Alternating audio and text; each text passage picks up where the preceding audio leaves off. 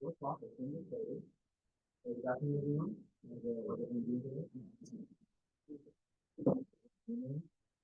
So last time we met, we were missing the game. So we were supposed to game again. It was a little bit different.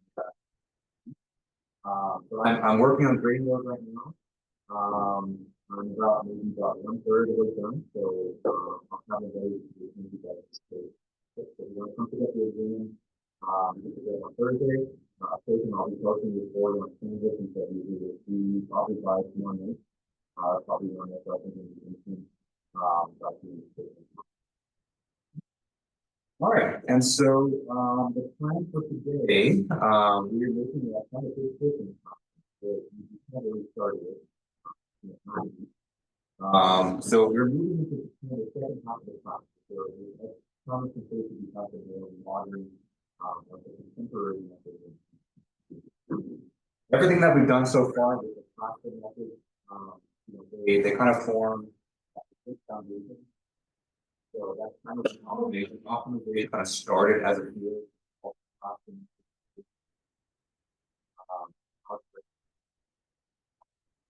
But those methods that we covered previously are not really practical for modern problems.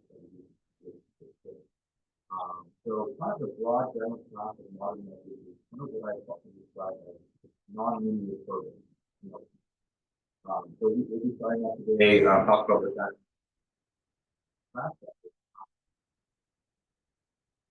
The other thing that we're going to do today is, last time we had a lecture was last Tuesday. We were kind of rushing through it. So I didn't know if we were going to do something to finish out. This is kind of a good segue into talking about nonlinear programming as well. Okay. One big shift that you'll see from here on out is that we're going to be doing very little by hand anymore. So there's not much that you're going to be calculating by hand. Now from now on, you'll be doing everything based on algorithms. Oh, sound is kind of muffled. Oh, okay. I will go ahead and microphone is it. Thanks for doing. Okay. Any questions I can answer before we get started for today? Okay. All right. So let's start talking about nonlinear programming.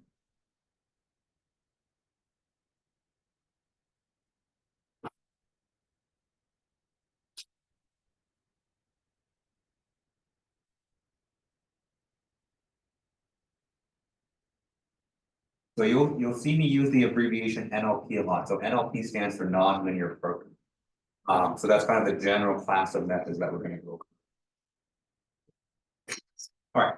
So I haven't forgotten about that MATLAB example. I think let's start a little bit talk about nonlinear programming because I think it'll place that MATLAB example in better context. Then we'll see. Okay. All right. So far, the types of methods that we've gone over are what I describe to be the classical.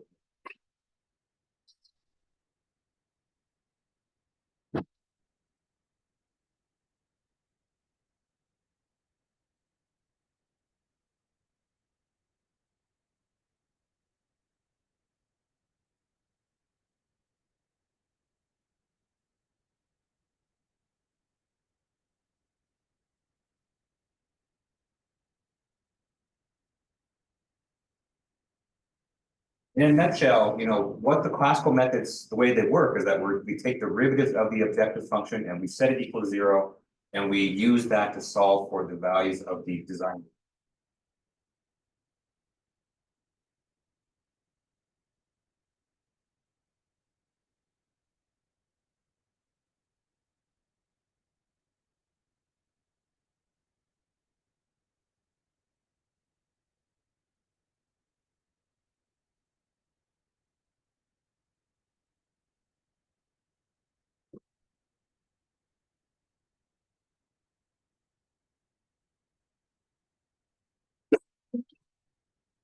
Now, of course, there was some variation and some nuance, to that process, depending on whether we had constraints, whether we were in multiple dimensions. But essentially, that's all that we were doing, right? We have our objective function, we take with set equal to 0 and solve the design variable. And the idea behind this is that, when we're looking for minimums and maximums, that always occurs in places where the slope of the objective function was 0, right? And so if we found the location where the slope of the objective function was 0, that can, lead us to the optimal. Now, this method has a lot of limitations.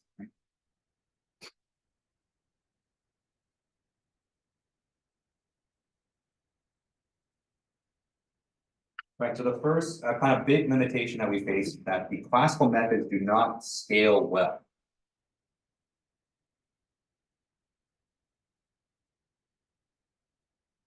What I mean by that is that, if you're going to increase the number of design variables, to 3 to 4 to 5 to 6, the classical methods don't really handle those situations all that well.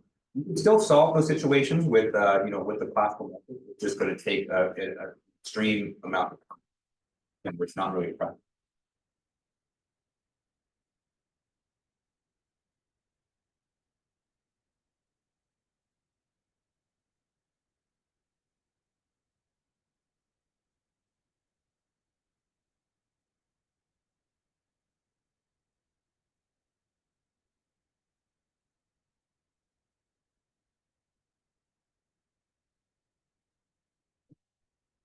That's a big problem because, a lot of modern, applications for optimization has a lot of design variables. And so we make sure that our method is able to scale up with them.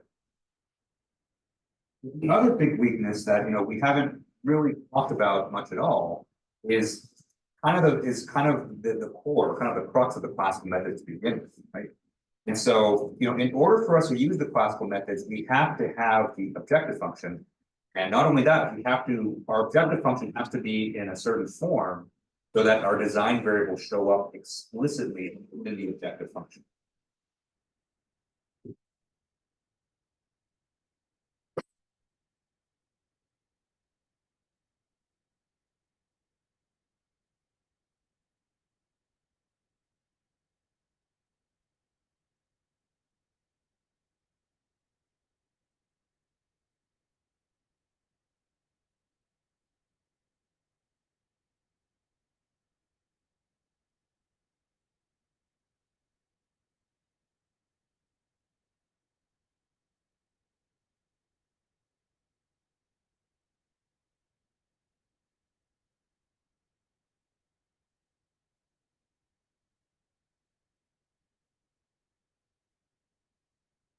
So in other words, our objective function has to be in a certain form so that we can actually take the derivatives, right? And now that may seem like a very basic thing, but just being able to take derivatives of the function is something that's actually not always going to be available.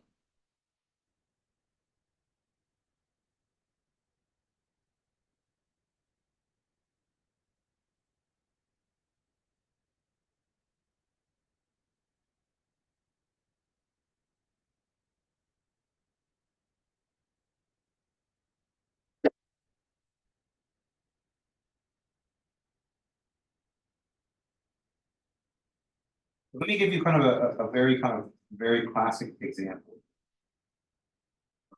This is one of the most popular applications for optimization in kind of any. So let's say that you want to optimize the design of a certain structure that maybe you're designing in SolidWorks.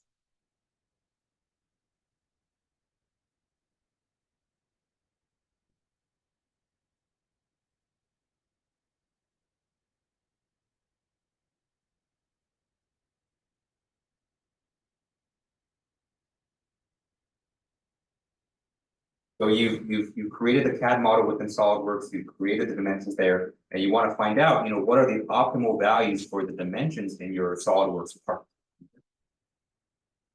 Okay, so let me just go ahead.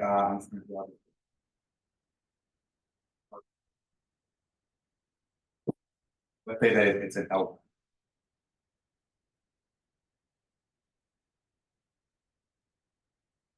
Let's say that for this L bracket, we have a two design. Let's say that we have the width of the design.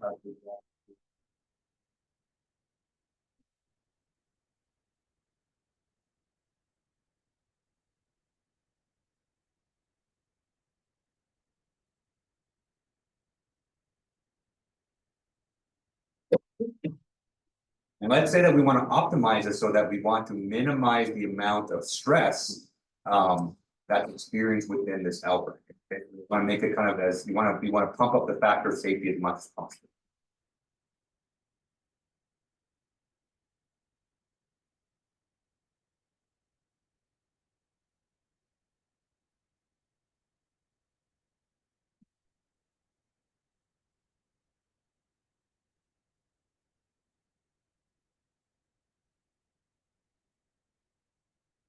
Okay.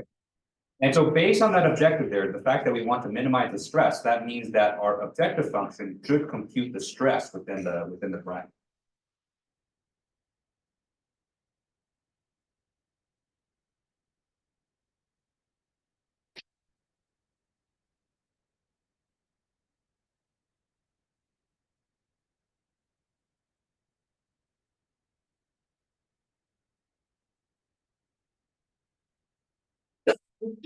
That's what we're optimizing over. So you can optimizing over should be within the objective function. Now there's two different approaches here that you can do. So if you were able to kind of analyze this part analytically, maybe you're able to come up with a function that computes the stress that kind of direct function of H and W.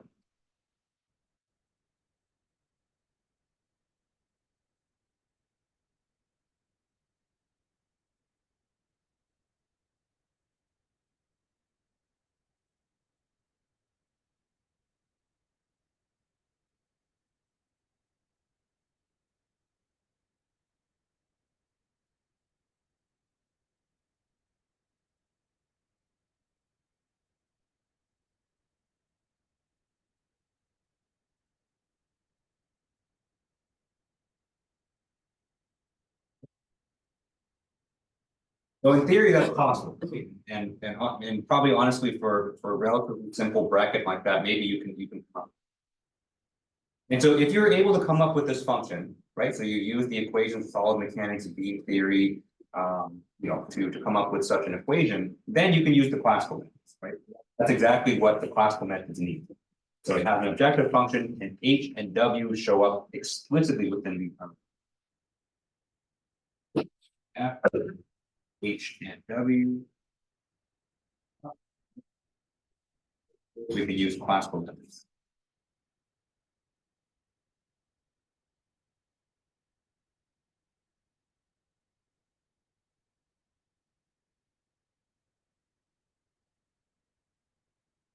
But most of the time, when you're designing a part in SolidWorks and in CAD, it's you're usually not going to take the time to come up with such a theoretical equation, right?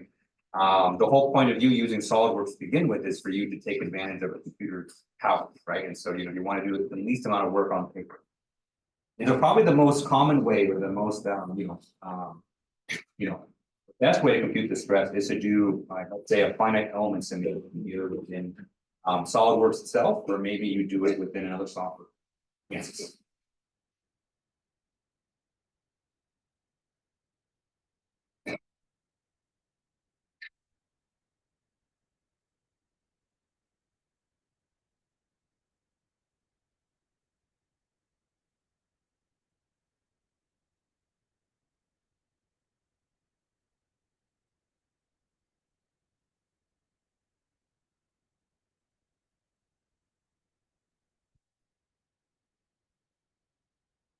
And so in that situation, if you're going to use a finite element simulation to compute stress, you're not going to be able to use classical methods. Because yes, for any given design, so let's say that you set the values for H and you set the value for W in a particular design, you run it through the computer to compute stress, but in that process, you're kind of missing that functional component. And so in this situation, we can evaluate, right? We can evaluate one particular design by itself, what the stress is going to be.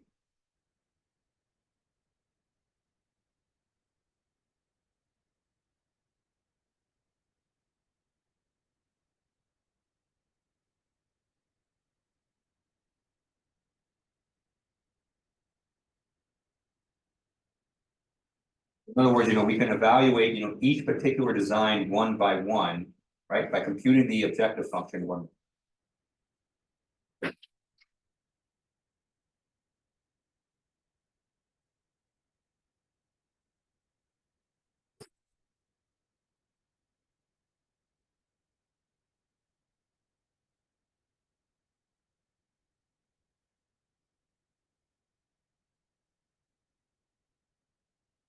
Don't have an explicit objective. So in other words, what we can only do, we have a situation here where we can only evaluate the objective function, but we cannot take its derivatives.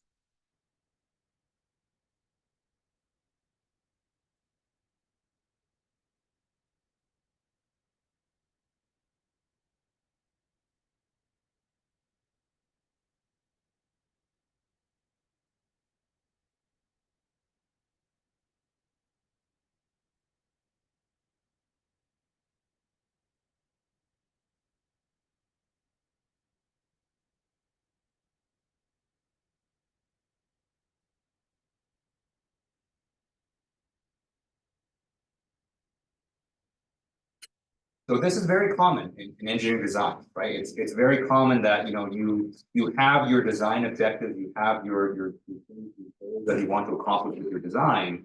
You can evaluate it for any particular design. Software, maybe some kind of simulation, but you don't know, you don't know the explicit form of the objective function. And so because of this, because we're not able to take derivatives of it, we still want to optimize its design, we have to use a different approach.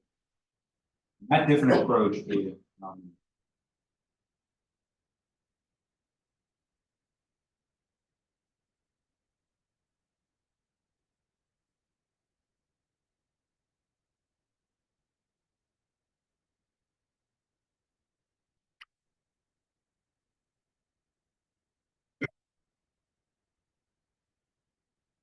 well, that's kind of the motivation, right? So to basically have, algorithms that basically have methods that can handle these types of situations. We're only limited to a function evaluation rather than. All right, any questions on this so far? Okay.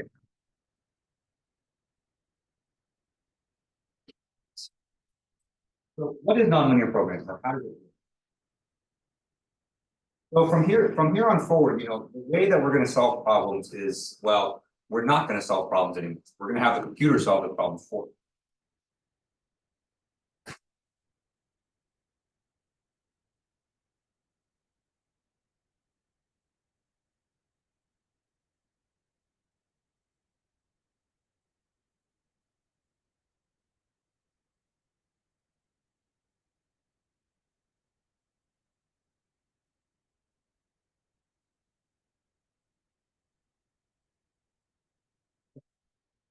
We're no longer going to be doing the heavy lifting. The computer's going to be doing all the calculations for us. What's different? So and so now it's not that it's not that we can just kind of relax, right? So there's still a lot of work for us to do, but our focus or kind of our role in the problem here, okay. Instead of you computing the optimal values for the optimization itself, you have to give instructions to the computer.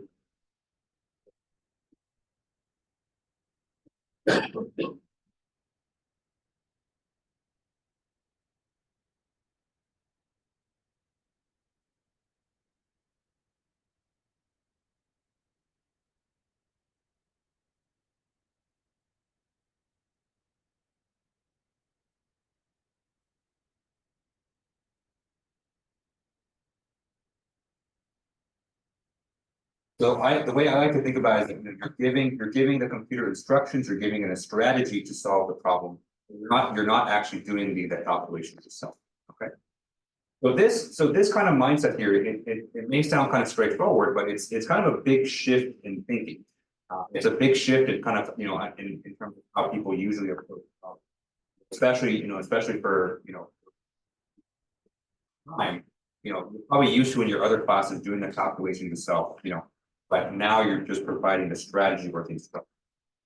So a term that you'll hear me use a lot, for the next is that you're going to be defining an optimization algorithm. Okay? You're not going to be solving yourself. You have to define the algorithm for the computer to follow.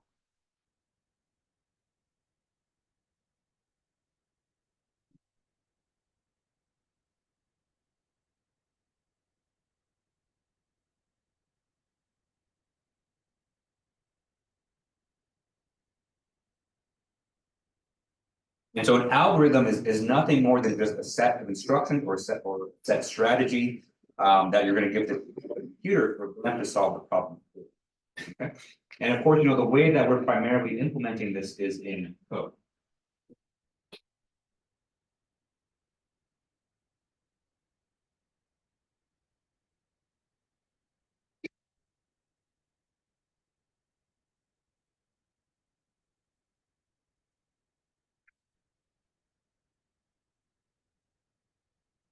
So basically, for the rest of the semester, we're going to be coming up with different algorithms or different strategies to solve these optimizations, and letting the computer go in and solve it for.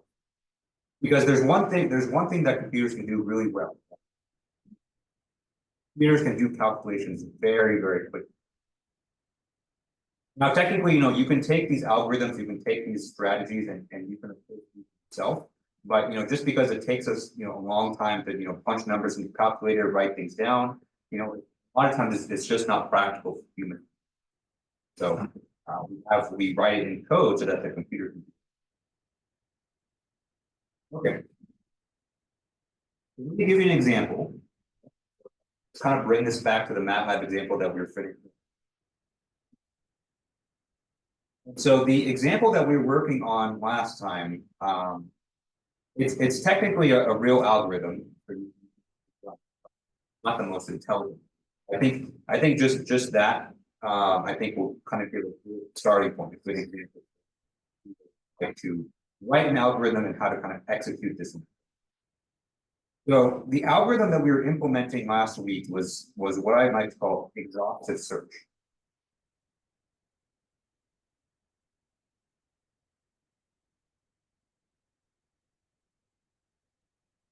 I think that's the official name of the algorithm, but I think it's pretty descriptive and I just want to try it.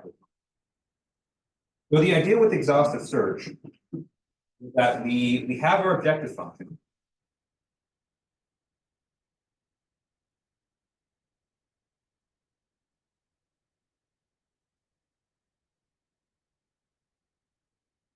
We know the function that we're trying to optimize in this case. We want to search or we want to evaluate that objective function at every single possible value for the design variable. Pick the one that's the best.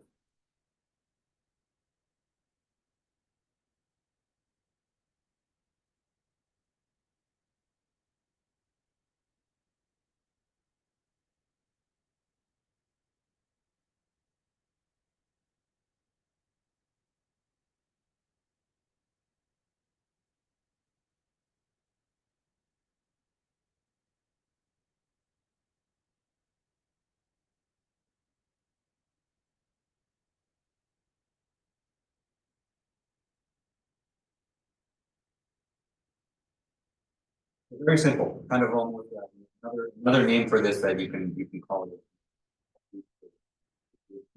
Yeah, trying to find the best one by checking everything. Now, of course, you can do this yourself, right? So, of course, you can plug in, different values of the design, all possible combinations, but it's just been taken for. All right, so let's see how this let's write out the algorithm by hand first.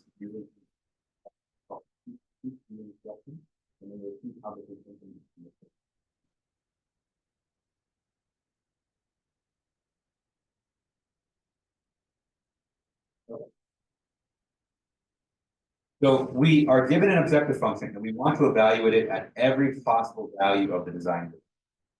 We're going to assume that our objective function is 1D, so we only have one design variable. Let's list out the steps that we need to do in order to.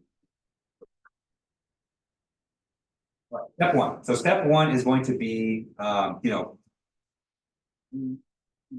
This algorithm is having us check every single value of the design variable. The first thing we're going to define. Let's define the upper and lower bounds for the possible or valid values for the design.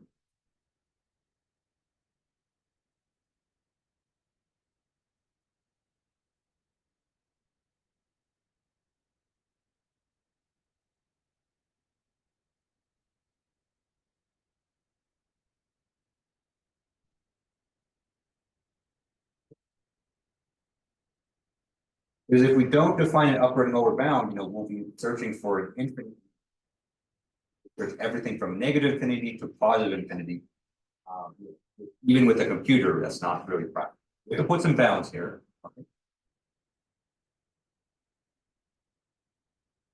Okay, number two. So we're going to check every single value of the every single possible value of the design. It doesn't really matter where we start, but we have to start somewhere. Let's start at the lower bound.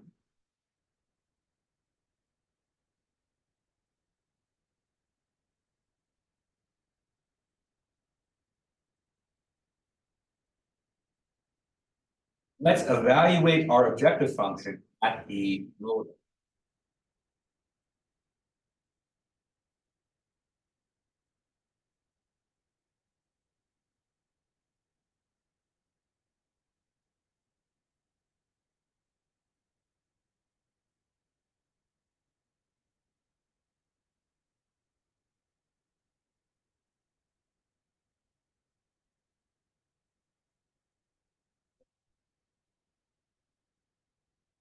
Whatever the lowest value of x that we're going to search in, that's the value of the objective function.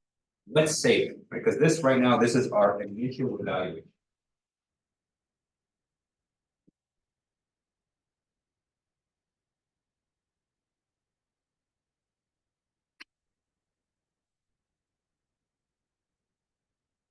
Now we need to remember this because we need to find the best, we're eventually going to evaluate the objective function at every place, but we need to keep track of what the current best evaluation is.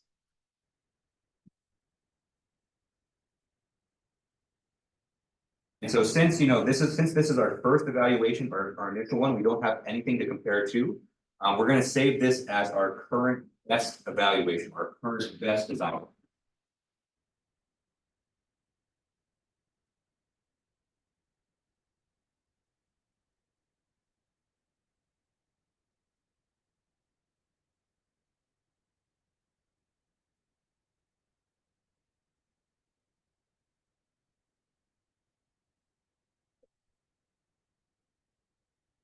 So that's our initial evaluation, right? We have our initial evaluation and we have a variable there to keep. Number three, we need to start checking the other points.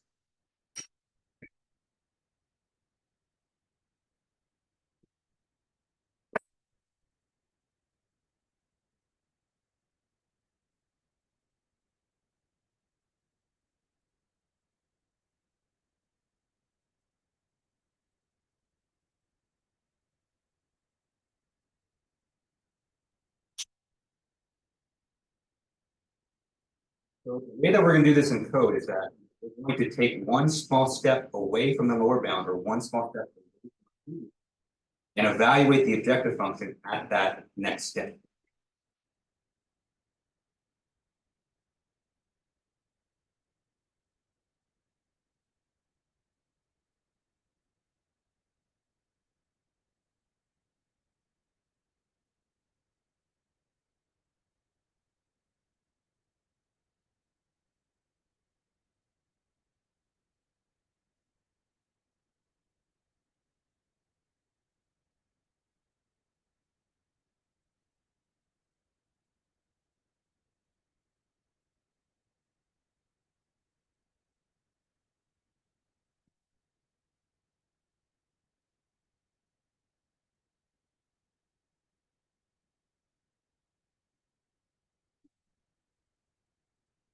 We've already evaluated it at the initial point. We're going to take one small step away from that. So we're going to take, add a little bit to x and evaluate the objective function at.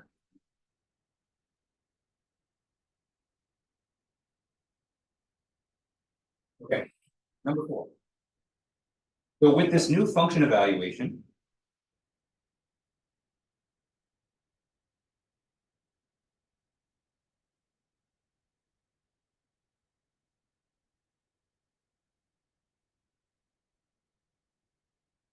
we want to check to see if this new function evaluation is better than our previous.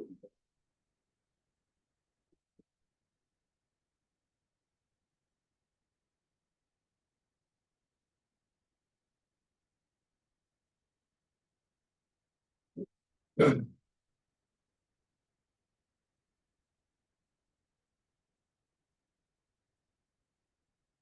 In other words, we're going to check to see whether this current point provides a more optimal solution than our previous. If it is, save it.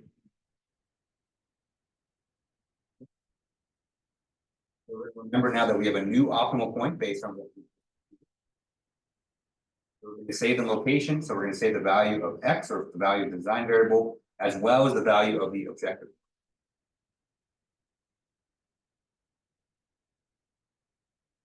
If not, then we just discard it. We just ignore it.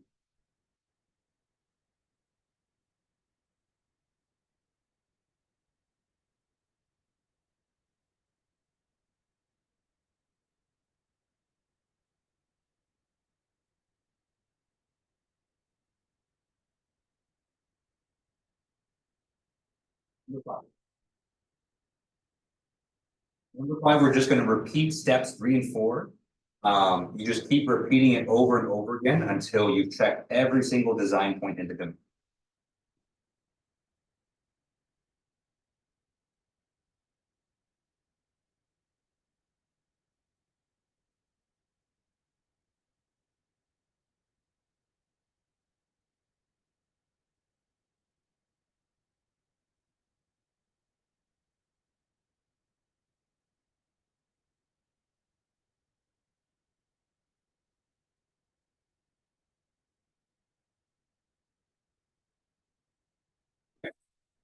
That's steps 1 through 5. That is our algorithm.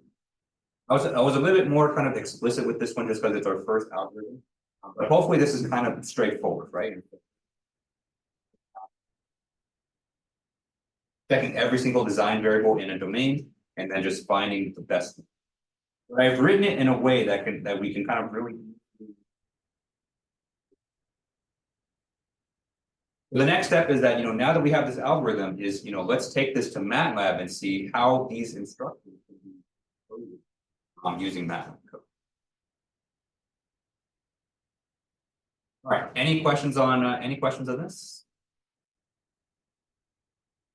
Okay, all right, so let's see how this is encoded in MATLAB. So let me go ahead and share my.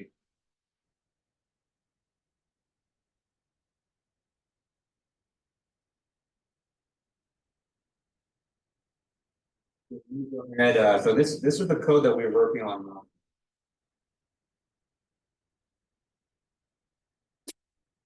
Call it exhaustive search.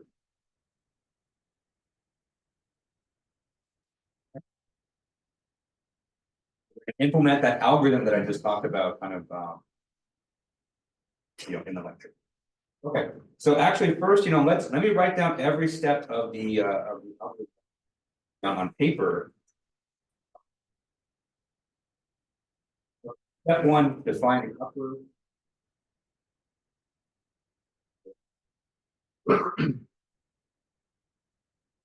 First step that we had to do.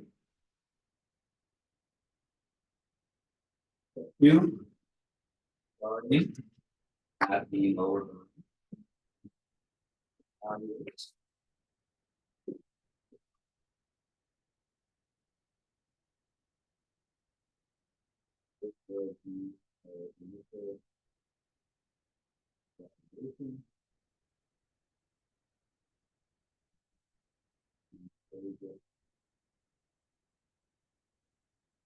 Okay, let's start here. So let's start with these 2 steps, and then we'll see how. Okay, let's start with upper and lower bounds. And so for this problem, Notice how I've written the algorithm to be kind of general, to be kind of. So, up or down. Here's the variable. Let's say that we're going to search between so if our search domain there is 0 to 10, then our upper bound is going to be 10.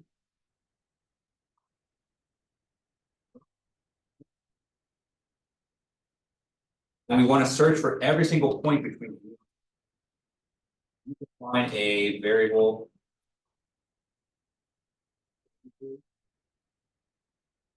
Use a special function. So remember, we went over this function last week called linspace. So linspace is a function that's going to create a vector starting point.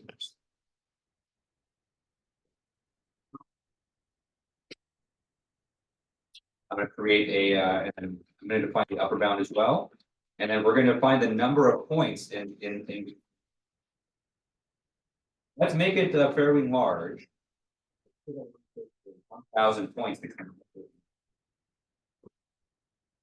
Okay, so I'm going to go ahead and run this code. And then we can look at this design variables and vector. Okay. If we look at this, vector here, you can see that it has 1,000 points. Okay. And the 1,000 points are evenly spaced between 0 and.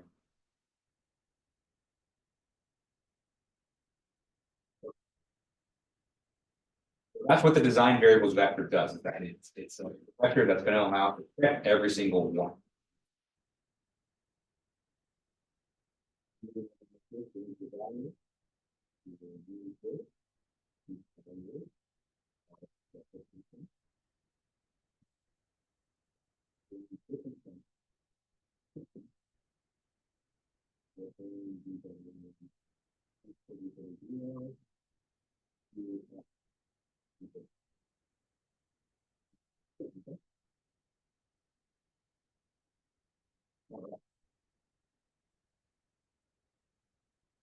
Now let's go to step 2. So we want to evaluate our objective function at the lower bound. At this point, we have to define our objective. So I'm just going to make something up. So actually, let me.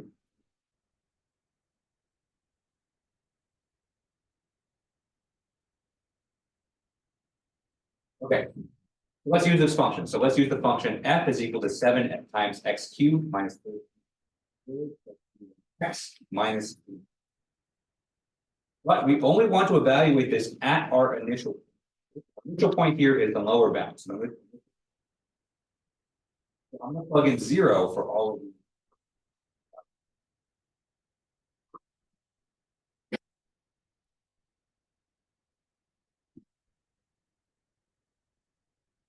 So if we evaluate this function at 0, we have 7 times 0 squared plus 21. So this is our evaluation.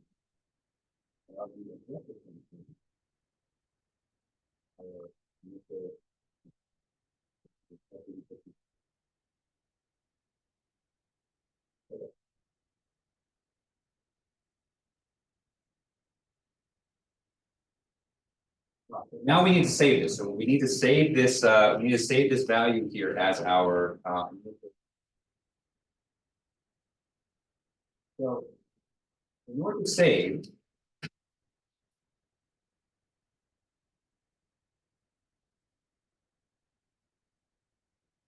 In order to save our current best point, we need to create variables for them.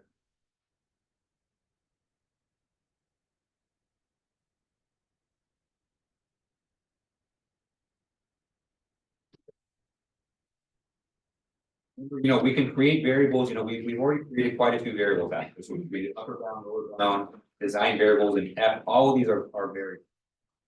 But we need to create special variables here to save our results. Save our.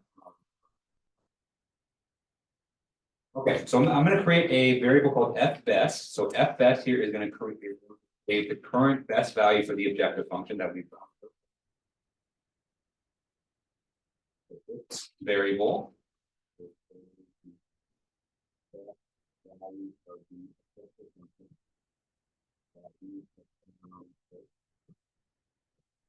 We've only checked one point. So our best value in this case is going to be that one.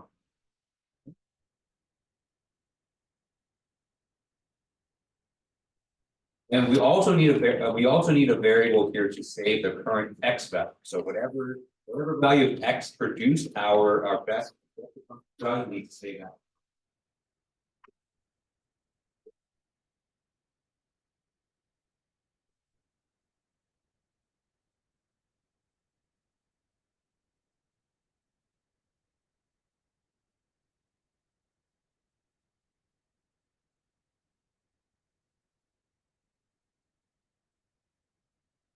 Okay. Now these two variables here, right? If during research find a more optimal value, more optimal value expected function,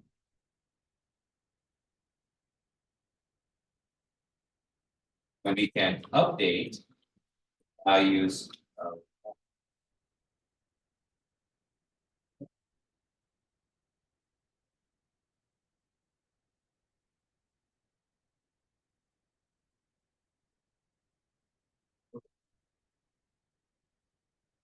So let's kind of take a minute here just to kind of see, just to kind of look at the code. So our code is, mostly comments at this point, which is not a bad thing. So, a lot of times writing code, it helps to include a lot of comments, just so that you can help, interpret the code. Otherwise, it's going to be hard to kind of go back. Okay, step 3. So step 3 in the algorithm that we wrote in the other design point, every design point.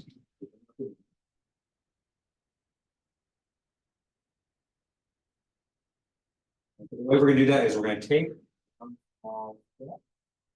a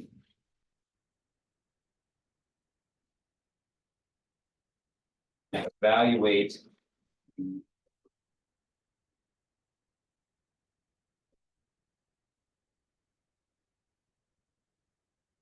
okay. So this is where this is kind of the meat and potatoes of the algorithm. Okay. And so that sounds like a very repetitive task, and so that sounds like something that.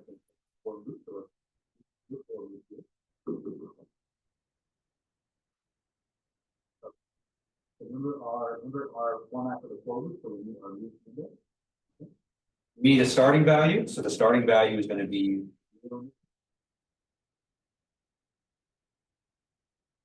Let's start the value at 1.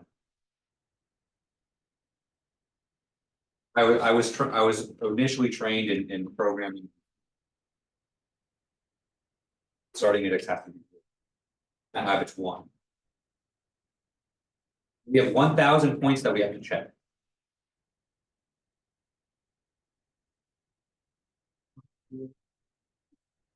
One thousand design points. So, 1,000.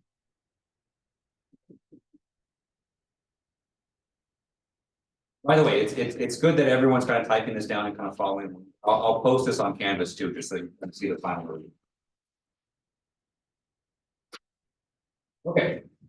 We're inside the loop. So this loop is going to repeat itself 1,000 times. And so we need to kind of, write our loop here to evaluate. Okay. So our design points are kept within this variable called design variables. All of the design points that we select are already defined by the design variable.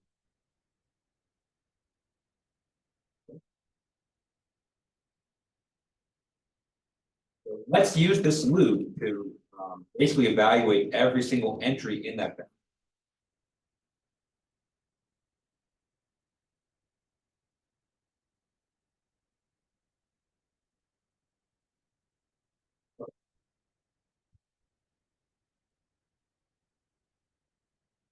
All right, so our objective function here is to extract the function value of x from that design variable. So I'm going to create a new variable within the loop called x current.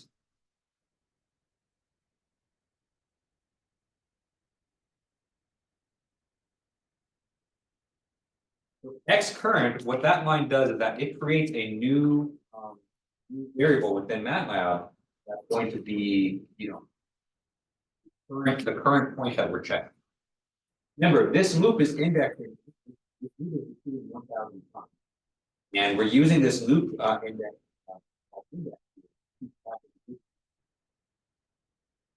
So the idea of using index here means that each time that the loop repeats, from our design. Okay. So now that we have the current value of x, let's compute the objective function.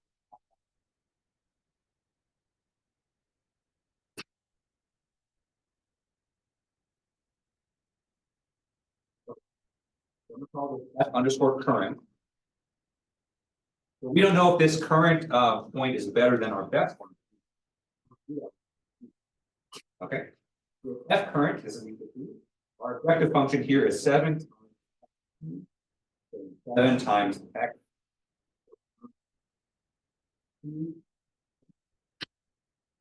14 times x.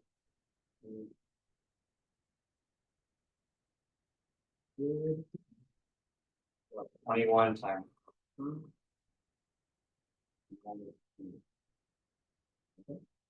So we took our objective function there, value of x. Where this value of x, remember, is going to change for every single. Okay.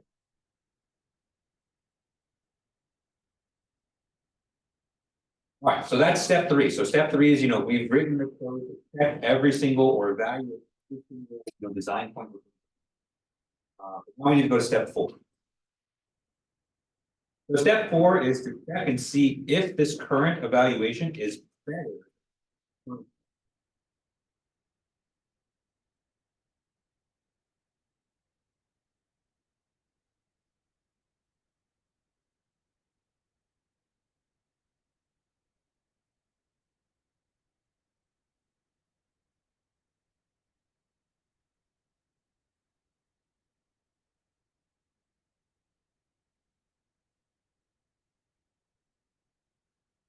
All right, so to do that, we need an if statement.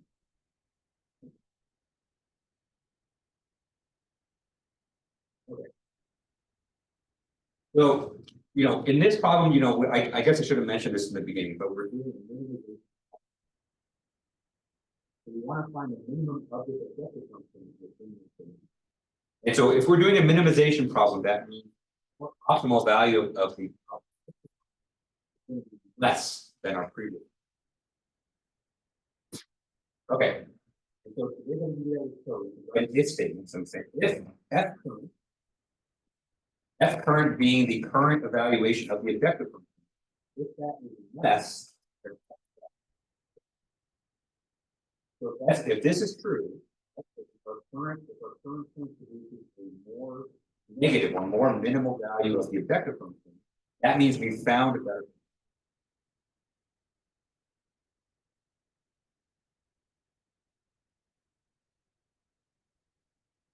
And if we found a better point, then we want to save it in our variable.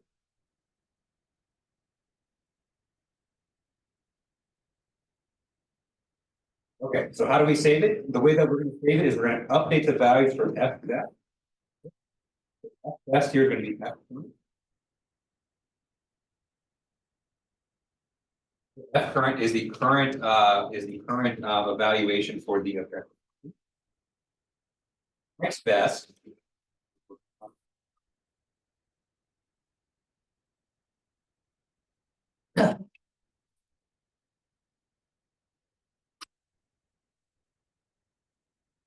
Okay, so that's if we found a better point.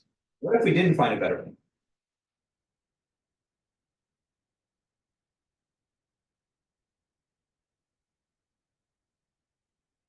So if we do not find a better point, then we just simply.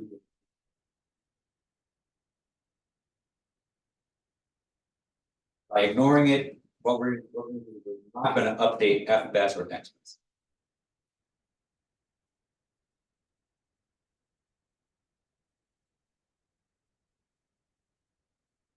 You can see here I'm using an else statement. Okay. So an else statement, remember, an else statement will only execute if the initial if statement is false. That means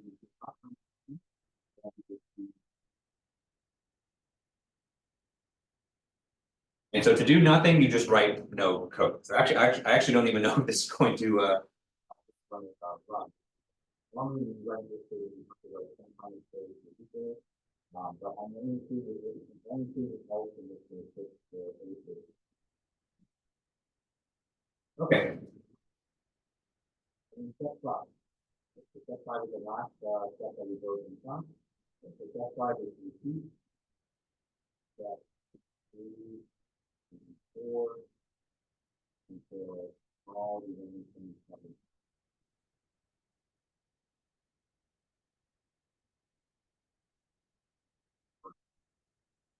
First portion of this the for loop is going to do that.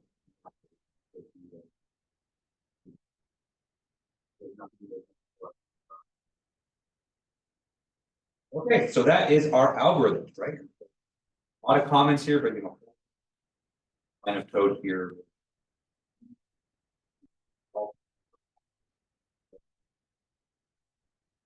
Okay, and so when I run this code, you know, you tell it's going to be two variables. When you run the code,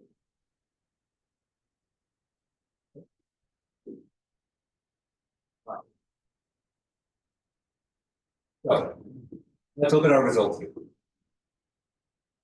So let's look at our values for F best. So our value for F best here is minus 28. Okay. For X best is at. So what that means is that the most optimal design actually the lower bound of the domain.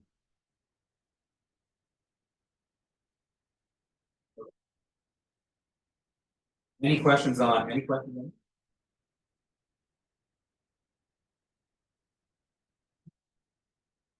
All right, so that's kind of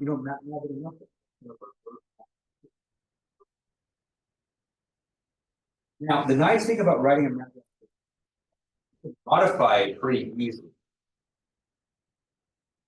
So normally if you think about the Kafka method, you can spend a good half hour solving the problem.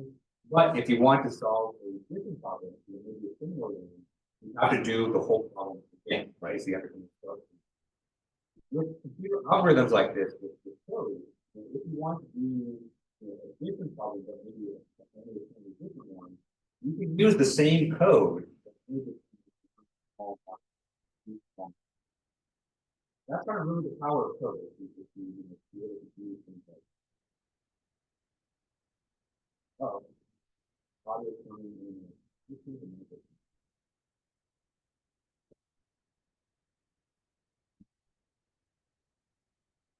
All right, how's this? Does the audio a little bit better?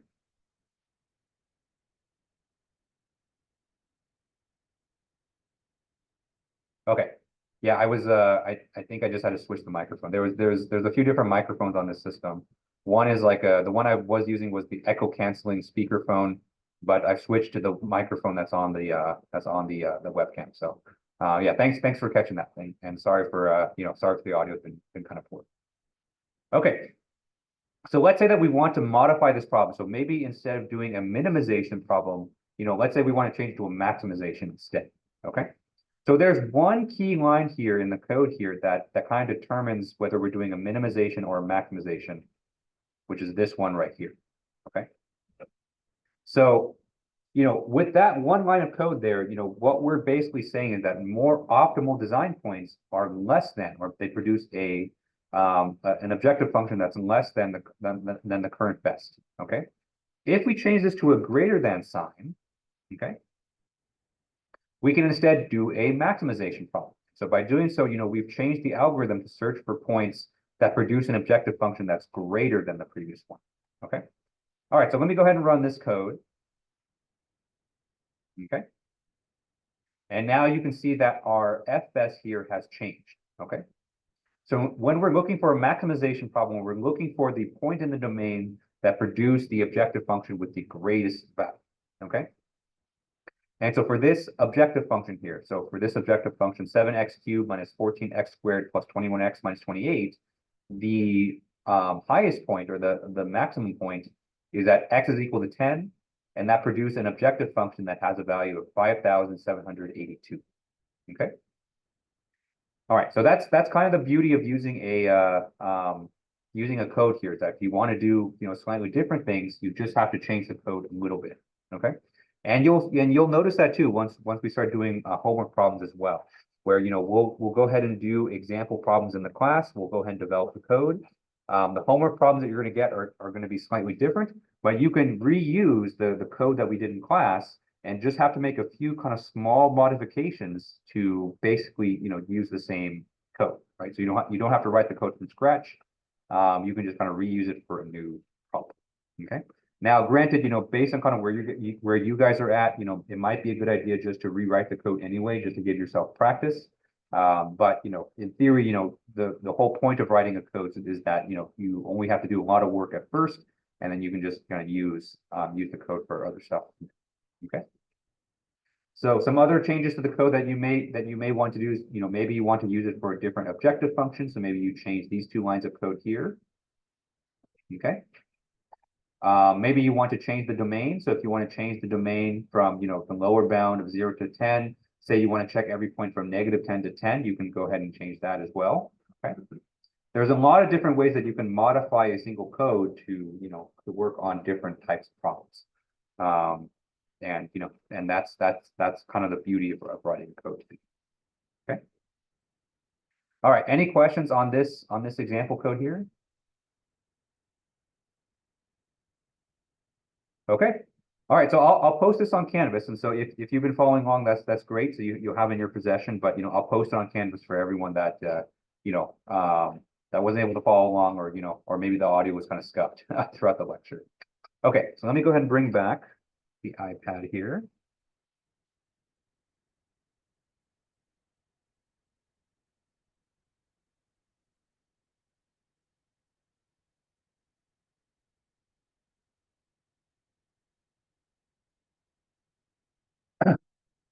Okay. Whoa. Okay, so that was our first algorithm, right? So that's the first algorithm that we've kind of written together in class. One of, I'd say probably from this point, there's probably at least like 30 different algorithms that we're going to cover. So we have a lot of algorithms to go over. Okay. Okay. And so exhaustive search.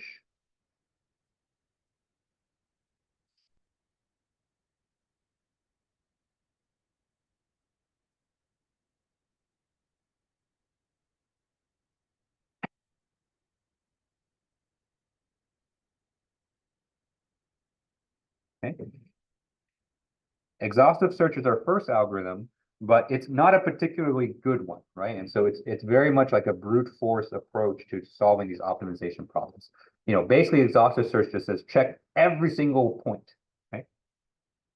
Now that may work well in 1D, right? And so when you only have one design variable, that's fine, right? So you can check every possible value for that one design variable. But once you start to get into 2D problems, 3D problems, 4D problems, exhaustive search is not that practical.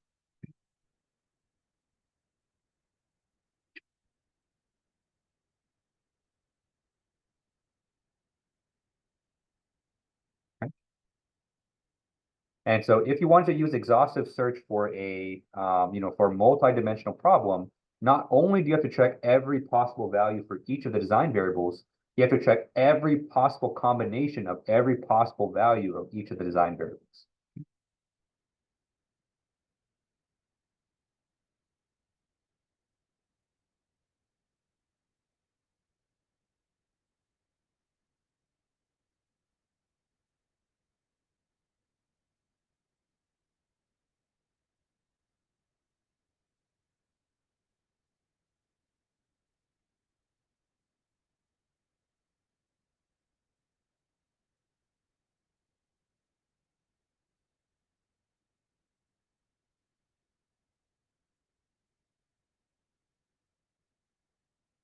Okay.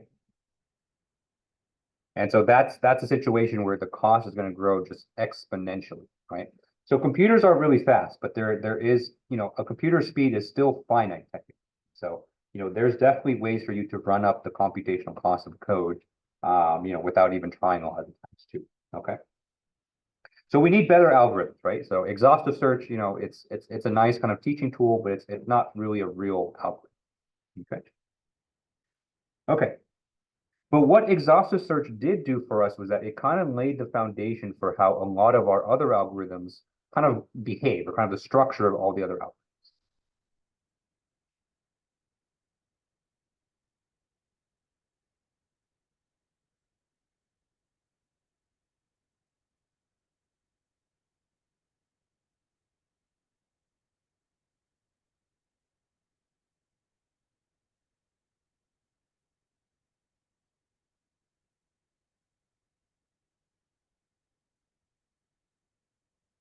Okay.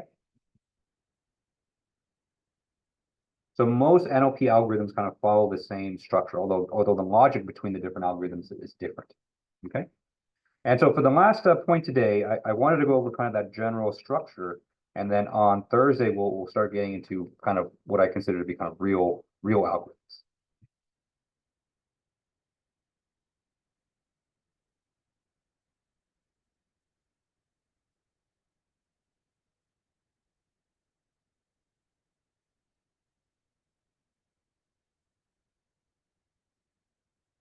Okay. So most of the algorithms that we're going to cover for the next 2 weeks kind of have this same kind of approach. Okay. So you're going to see that, a lot of these steps, they're very similar to, the exhaustive search algorithm that we just covered, but they're kind of more general. Okay. Okay. So step one. Step one for a general NLP algorithm is you need to start with the initial trial point.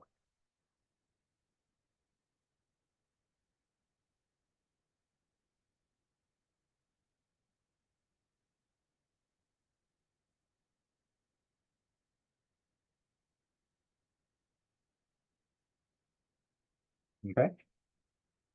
So usually your initial point, I usually give it the symbol X naught, right? So X naught there is meant to define kind of your first point. Okay. Sometimes you can say this, sometimes people call it your initial trial point. Some people call it your initial guess, right? Because ultimately, a lot of NLP algorithms are just a very educated or very kind of strategic guess and check. And so you need to have an initial guess in order to do it. Okay. And just like we did with exhaustive search, we need to evaluate the objective function at our initial point.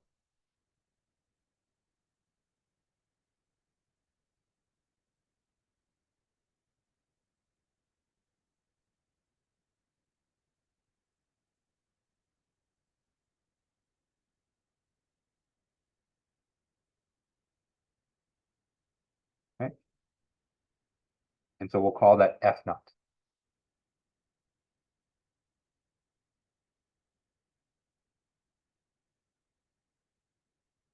All right, so that's our reference, right? And so every other point that we're going to do to define or find is based on that. Okay. All right, step two. Step two is to find a suitable direction from the initial point that will point us in the direction of the optimum.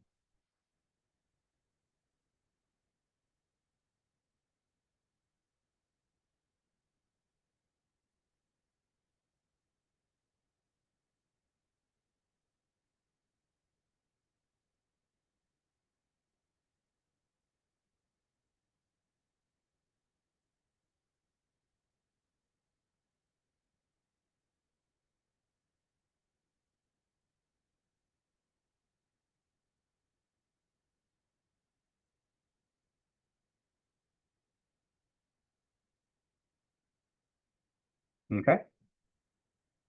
So step two is not something that we did in exhaustive search. In exhaustive search, we just picked everything. But in general, for a kind of a more smart NLP algorithm, you want to choose your direction a little bit more intelligent, right? So you start from one point, and then depending, for 1D, you're going to check, do we go left or do we go right? And so you want to make sure you choose an appropriate direction. Okay. All right, number three. Number three is that after you've chosen a direction, you need to know how far that you want to step. So how far from the initial point do you want to travel and make your second evaluation?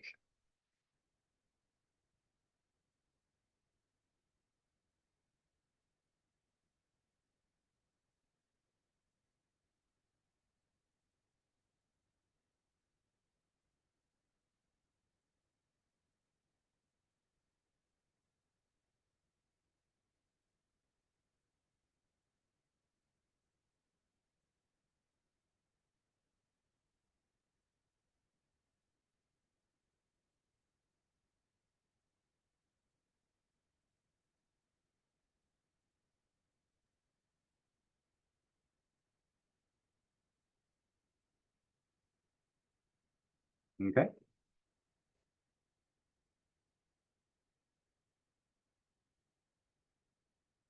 All right.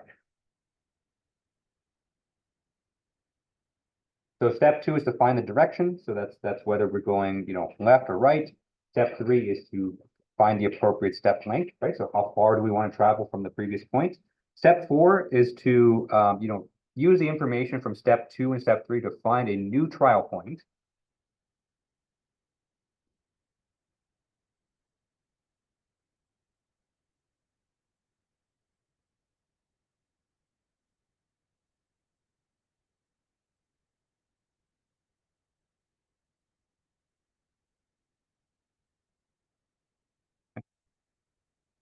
So this new trial point, we'll call it xi. Okay. So xi is different than your previous point or different than your initial point. Okay. And you're going to take this xi and you're going to evaluate the objective function at this new point.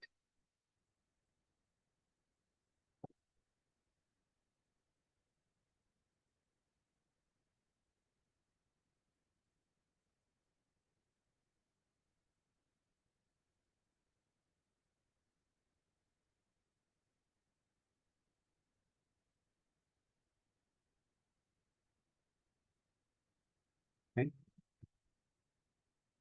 And so that new function evaluation is, I'll call it fi. Okay.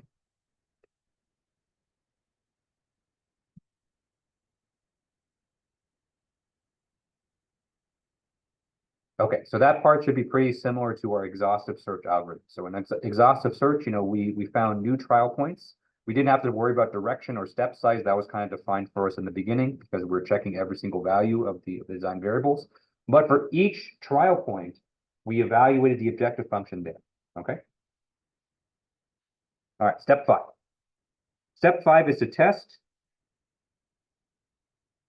whether the results of step four are optimal.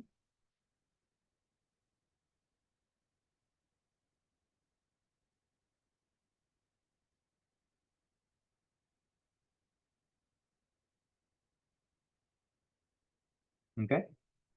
What you'll see is that in our algorithms, there's that we're going to discuss later, there's a way for us to check if our result is not only better than the previous pointer, but also whether it's the optimum just overall. Okay.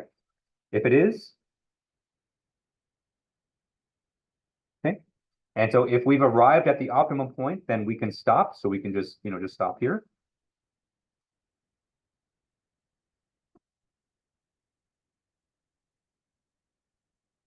Okay. So if we found our optimal point, good, we can go home. We don't have to worry about this anymore.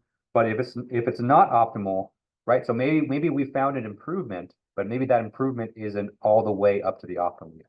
Okay. So if we need to keep going, if not, then we're going to return to step two.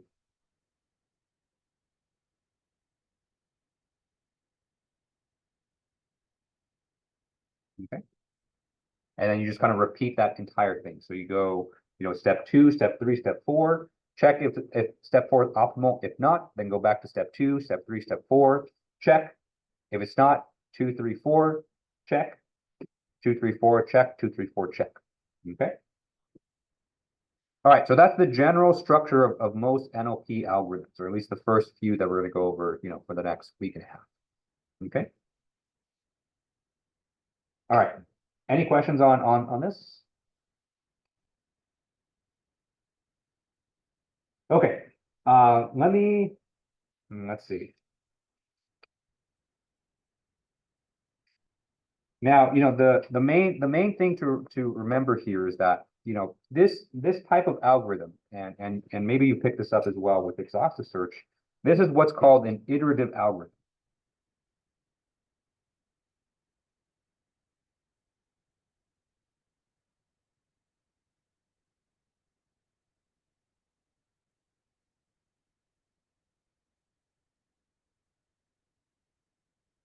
Okay.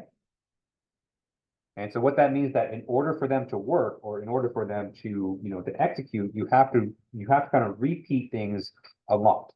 Okay.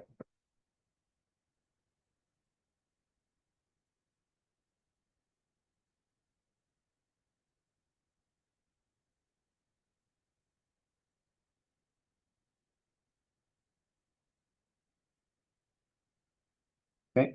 Basically the idea with these iterative algorithms is that, you start with your initial guess. Even if your initial guess is kind of crappy, your initial guess is not really close to the optimum. By repeating this algorithm over and over and over again, you get slowly and slowly and slowly closer to the optimum until you get there. Okay. And so I think, this part right here is kind of the biggest, I think, struggle for people when you're first doing these algorithms, is that, yes, the algorithms are written in a way that, that you can read them, but you have to kind of abstract in your mind a little bit in terms of, how is this going to work if I were to repeat this, 100, 200, 300 times. Okay.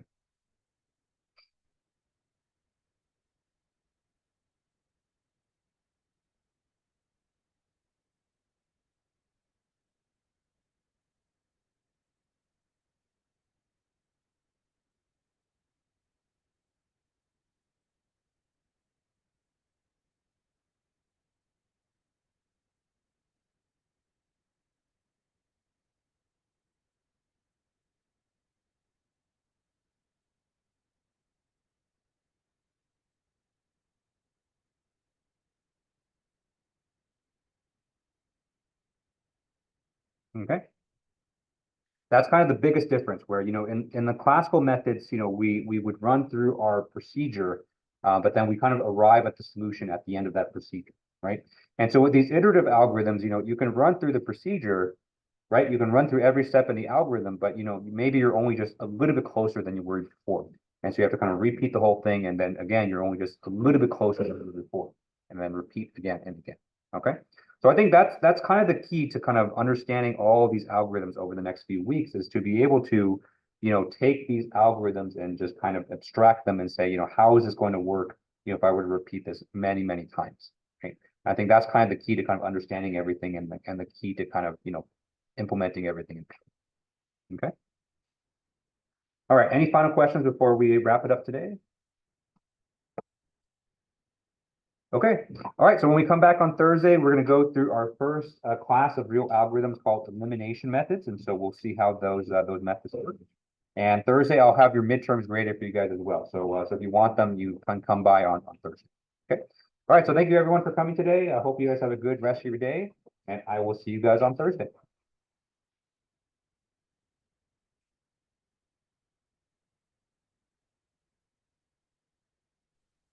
Professor, if we can't make it on Thursday, will the grades still be posted? Yeah. So the grades will be on Canvas probably tomorrow night. I think that's probably Okay. and I'll bring the exams back on next Tuesday as well. So if you didn't get a chance to pick it up Thursday, you can pick it up next Tuesday. Perfect. Thank you. Yep.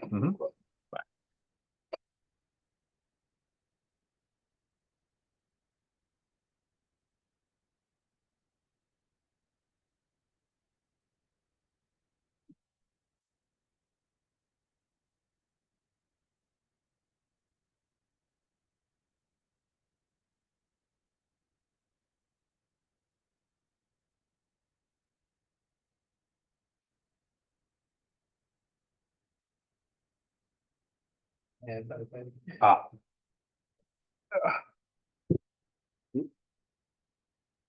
Sorry I had to run off on Saturday. I was meeting a friend